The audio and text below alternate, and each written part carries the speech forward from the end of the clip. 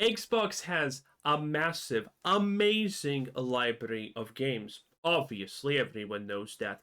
And obviously, they never openly said and admitted that they have lost the console or the PlayStation. Obviously, that never happened. And furthermore, everyone knows that Game Pass is the most profitable and amazing product in the world since sliced bread. Obviously, everyone knows that. Yeah, these are the two most common lies that you're gonna hear if you are uh, searching news about Xbox, if you're listening to these sort of things. It's very common. Xbox fanboys are never gonna admit that anything is wrong with Xbox. The common person at this point knows that Xbox is in pretty bad situation and that Game Pass is absolutely fucking garbage and that Xbox has no games ever. Obviously, which is strange to say, but that's not even a joke at this point. Every time Xbox unleashes games, it just flops and it just performs poorly. Doom Eternal, Starfield, pretty much every big thing that they release just kind of flops and people don't like it. But in any case, the situation with Xbox is now so bad that Microsoft is officially kind of just saying, yeah, we don't really care what's happening with Xbox any longer. It's just not really worth our time. Now, granted, of course, we're not going to sell them or do anything like that. Xbox is still a massive brand and there's recognition and there's power associated to it. But at the end of the day, Xbox has completely underperformed our expectations at, well, for years, for literal years at this point. This is going to be fun. Xbox is worth $23.46 billion a year to Microsoft, and that actually doesn't matter. So here's why it's kind of terrifying. Well, yeah, Microsoft's a literal trillion-dollar company, is it not? Microsoft can make brutal cuts to their gaming division because it doesn't matter, not compared to where Microsoft wants to go. They can cut hundreds of developers, maybe thousands, and that's happened all in the last few years. The reason why? Microsoft is gargantuan.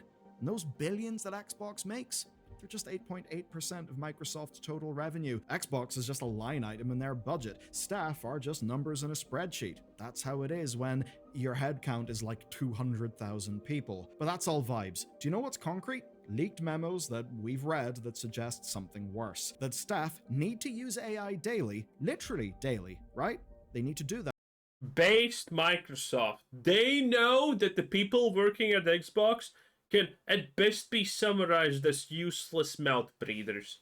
So AI is gonna make a better stuff than them, and I mean I'm not gonna lie. If we're talking about, do I believe that this Bethesda is gonna make a good product, or that AI is gonna make an actual AAA game first? I'm putting my money on AI at this point.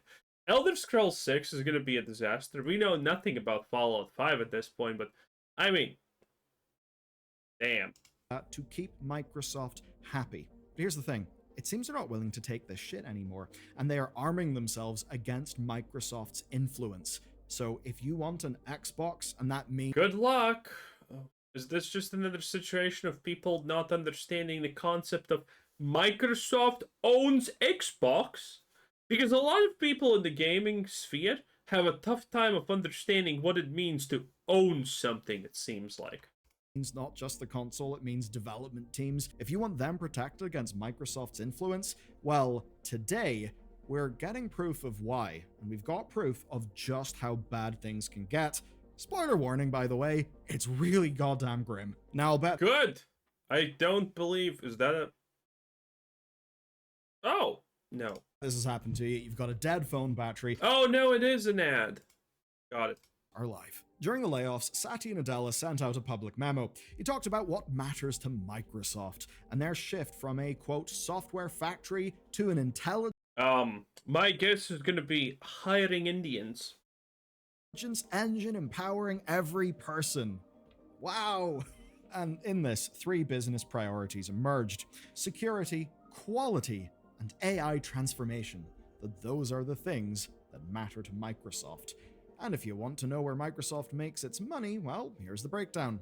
35% from server products, 31% from cloud, and together those are $186.21 billion last year. And do you know what's not mentioned once in this?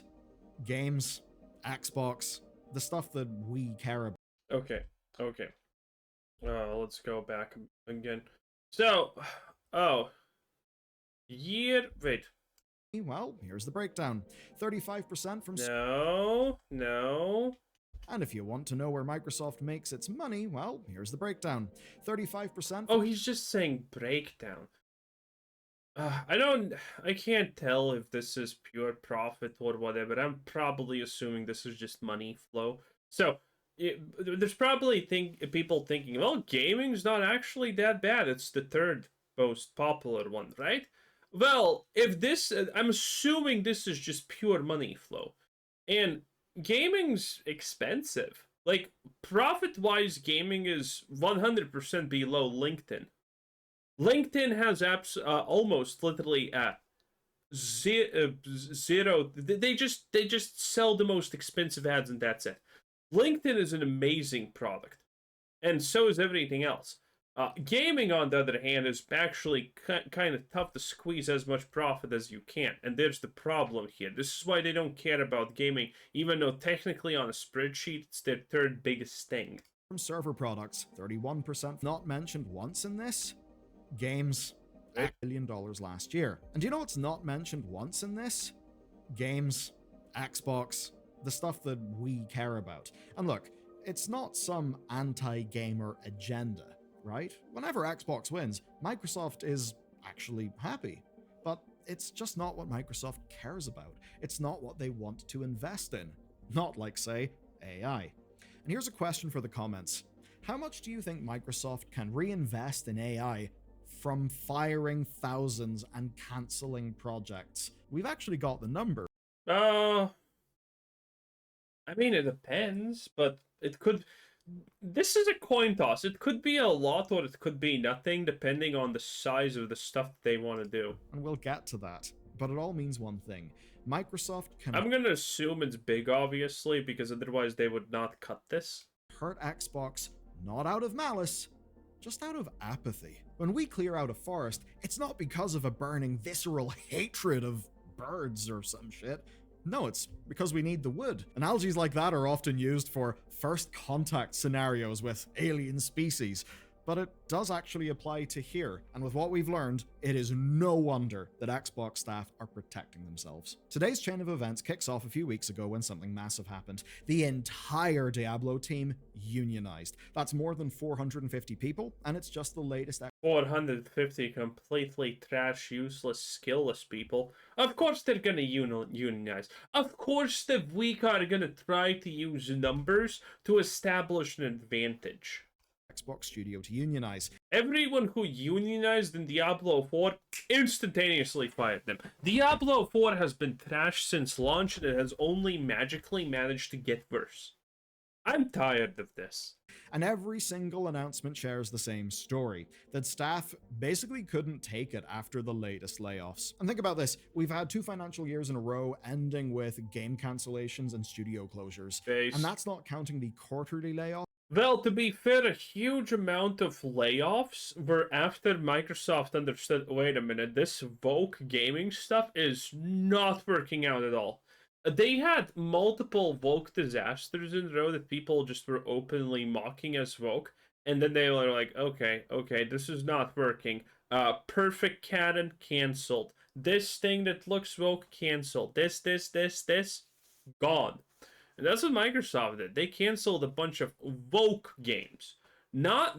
As far as, by the way, I know, it was pretty much only woke games and some super minor things that maybe no one cared about. But all in all, it was literally just super woke titles. Across all disciplines. They basically arrive like clockwork now. Diablo especially suffered before the acquisition. Crunch, high attrition rates, hostile working environments. Oh, but now, no! those staff want to fight back. And here's what staff in Diablo pointed out, that these unions don't stop layoffs entirely. Indeed, the first contracts only got ratified this summer, which is years after staff first formed the unions. But what it does do is help. As an example, sources told Aftermath that ZeniMax Online's QA department got real improvements after their unionization, and I'll just quote them. They've definitely improved layoff procedures and severance and things like that. For other units, they were able to negotiate immediately after they've gotten notifications of the layoffs and who is being let go to save some jobs or make a case for saving jobs for people who are essential. So often we see layoffs that are just done line item by line item, but it could turn out that one of the people caught up in that actually knows shit that other people in the organization don't know. And those people are actually essential, and I've this sounds good on paper, but this is autistic. Baldur has a company, obviously, with his YouTube stuff, but they're like, I don't know, 10 people, 20 people max or whatever. That's nothing. In big companies, the situation that you can fire someone and there's no one who knows how to do that thing, or there's no tutorial on how to do the thing that person was doing, is insane. The only example of a giant company actually doing that and being that bad was Twitter before Elon Musk took over. I'll remind everyone, when Elon Musk took over Twitter, no matter if you like him or dislike him, the situation there was grim. Twitter was losing money year after. I don't remember if it even had ever a profitable year. And a lot of people who worked there, turns out, were the only ones who know swaths of how Twitter even functions. They effectively made themselves unreplaceable because their knowledge was not institutional, it was purely personal. And that was wild. Big companies have a lot of measures to make it so that one person cannot just magically be immune to everything, because they're the only ones that understand a function of it. And well, I mean, first-hand personal experience of seeing a number of near misses in that regard with just Xbox stuff that I know. Now, the Diablo team has also talked about the cultural changes post-acquisition. So basically what happened whenever Microsoft owned them. And here's the lowdown. Xbox staff don't actually get the same benefits as Microsoft staff, especially Activision Blizzard King Studios. Wages have not increased notably. Xbox developers are openly protesting Microsoft's military contracts as well, and apparently Microsoft set the FBI on the— oh my god, look at this shit. Microsoft is openly protesting military projects. Oh, then just don't work there. Go fucking go to another company if you're unhappy with that. Their own staff. That's banter. Meanwhile, the generative AI stuff is creeping around the edges of their workspace, and we've talked about this on the other channel. There was some news stuff with Warcraft marketing, social media teams being seemingly caught up in the mix, and absolutely customer support being big time caught up in the mix, and it certainly has harmed the connection between players and developers. That's just one example, and it is not a one-off, because we now have proof of what happens without protections, and it comes in the form of a company called King. And it seems that King absolutely are the canary in the coal mine, that they are Microsoft's test case. That effectively what Microsoft is mandating for them is what they want for the rest of Xbox. We know that King has unions, but they're not company-wide like Diablo, and that means that Microsoft's impact can be quite a bit more brutal, because staff have less recourse to challenge them via formal means. Back in July, right after the latest layoff wave went public, King lost 200 developers.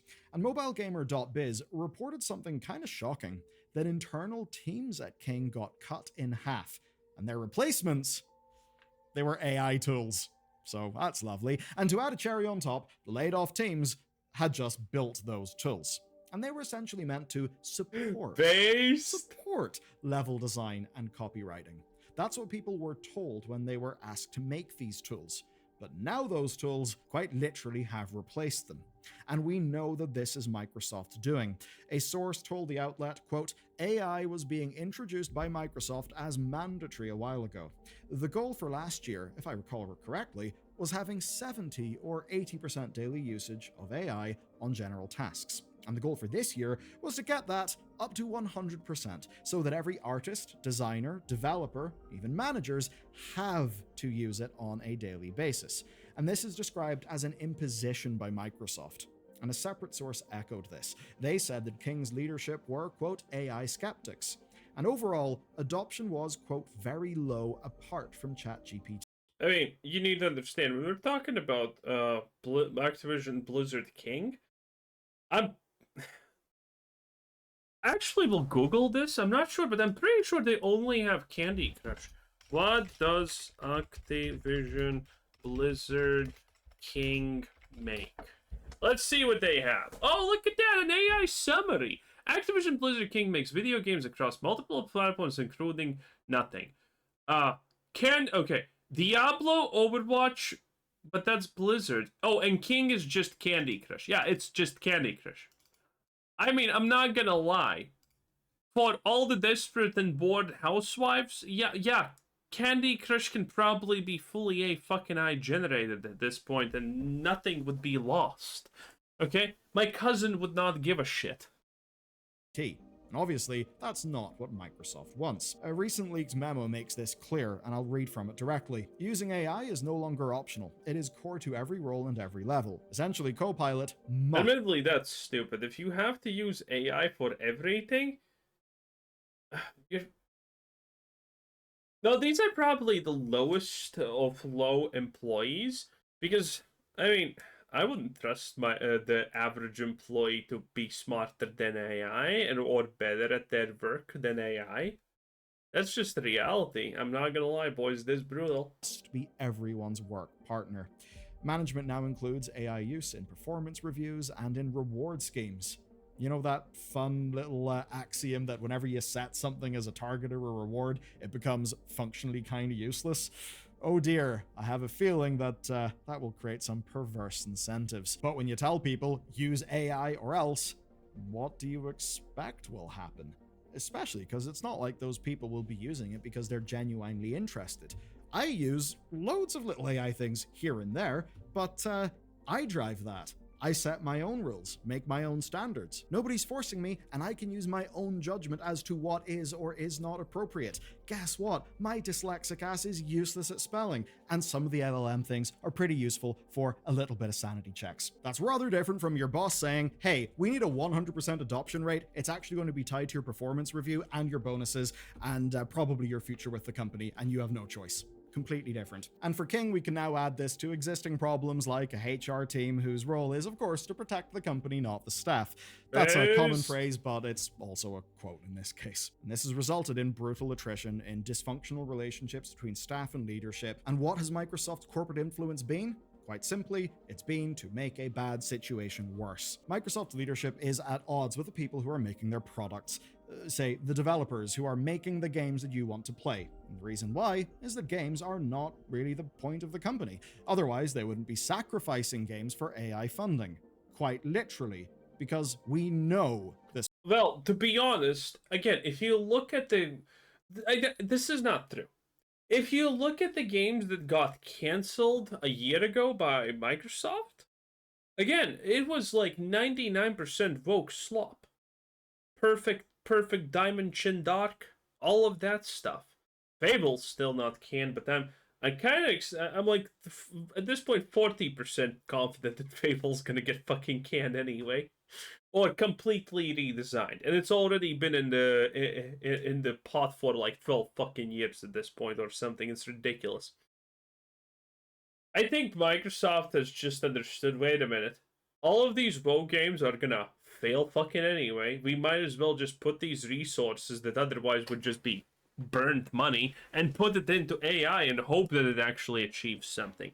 This is a understandable business decision, at least from my standpoint. We have a bunch of things that are not working out in the slightest. We're literally getting south of midnight tier of garbage.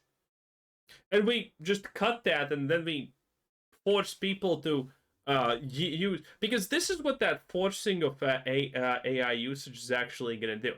It's going to map what actually these developers do in general. Because if you need to use AI for everything, that's not like actually going into, oh, AI, people want to use AI for this, they want to know about that and stuff like that. No. This is effectively report on what the person actually does in their position of work. Because if you use AI for everything, you have a very much effective trail that you can judge if this is true or not of what a person actually does for their work. And by the way, people who don't actually do a lot in their workplace, if you have this paper trail of AI that literally just shows what you have done and you do nothing, you're gonna get found out really fast at that rate. So from a business standpoint, I understand this. Was a sacrifice. I'm not being hyperbolic. Windows Central and the Seattle Times both reported the same goddamn thing, that this summer's Microsoft layoffs had one purpose, that it wasn't about cancelling floundering projects. No, the mass layoffs freed up $80 billion for future AI infrastructure investment. Those are the layoffs that hit all of Microsoft, but we do know that... Again, this is a misunderstanding. Well, it can be. Again, I'm just speculating. I could be wrong. It's hard to... I doubt it... Microsoft probably had other things that they could fire except just Xbox to push into AI if they felt like it. But the reality is, again, that is just the end goal of this. Because we know that this is the end goal of what actions they did. But the reasoning maybe is not the end goal. The reasoning... Okay, because... if the end goal is, okay, we fired like X number of people to get $80 billion and we're now investing into AI, that's the end goal. But the reasoning for that can be so many things. One can be, oh yeah, we want to actually invest into AI, duh. And the second one could be, well, all of these things are bad. We need to completely redesign, rethink what we're doing with gaming. We can cut these people because they're clearly useless at this point and just shove that money into AI because we see a future in that at least. See? Same outcome, two completely distinctively different branches of thought. Xbox got particularly hammered. And think about that number, $80 billion. That is effectively what Xbox paid for Activision Blizzard King in an all-cash purchase. So if you are a Microsoft executive looking at the financials, basically, here's what you see. Xbox bought themselves marginal profitability every year. Good for them! But that same money could have went into AI infrastructure, which is far more profitable, they believe. And that is the problem. Xbox isn't the millstone that it once was. We won't see Satya Nadella deciding between closing or expanding Xbox anytime soon. But what we can see, what we do know, is that Microsoft's interests are not Xbox's interests, or, for that matter, the interests of their players. When Microsoft demands Xbox shows financial value, like the AI division is able to, expensive long-term plans... Okay, the AI... You know what I think, by the way, AI is a scam? It's because... Yeah. I heard it once, I heard it again. AI is gonna make all of this money. How, though? What exactly is AI doing? What exactly is the point of AI? What is it gonna do to make this money? I don't understand. As far as I understand, whatever AI does to make money is gonna instantaneously break the fucking world economy if it actually finds a way to print money. And that's gonna be blatantly obvious. So either it's not gonna happen, or it's impossible. So, I mean, pick your poison. In any case, that was Baldur gaming news. 10 out of 10. Bye.